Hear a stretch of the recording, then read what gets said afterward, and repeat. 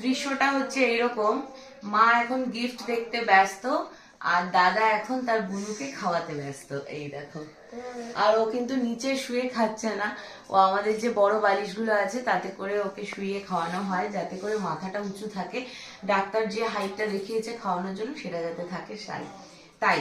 আর এবার আমি সমাধি থেকে পারমিশন নিয়ে একটা জিনিস তোমাদেরকে দেখাচ্ছি, সেটা হচ্ছে আজকে রাতে, মানে আজকে হচ্ছে রাজাদের বৌভাতের রাত। তো দিদি একটু পরে বৌভাতে যে যাবে, সেই গিফটটা কি দেবে রাজাকে। এই দেখো, একটা খুব সুন্দর রাজাদের ফটো ফ্রেম আছে। তবে দেখানোর আগে বলি, ফটোটা কিন্তু আমি সিলেক্ট করেছি।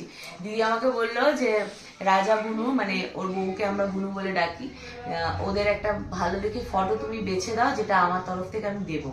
তো ওরা প্রি ওয়েডিং যে ফটোশুট করেছিল, সেখান থেকে আমি একটা ছবি সিলেক্ট করে দিই, দেবাবু আজকে বাঁধিয়ে নিয়ে এসেছে, যেটা দিদির তরফ থেকে দেবে। এই যে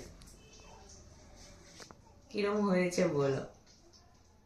ওদের অনেক প্রচুর প্রচুর ভালো ভালো ফটো ছিল প্রি ওয়েডিং এর, কিন্তু আমার এই ফটোটা কেন জানি না মনে হলো যে এইটা বাঁধিয়ে দেওয়াটা বেশি ভালো হবে, এটা অনেক বেশি ভালো লাগে। দিদি তোমার পছন্দ হয়েছে? এই যে রাজা রানী উইথ আমাদের কলকাতার স্পেশাল ইয়েলো ট্যাক্সি।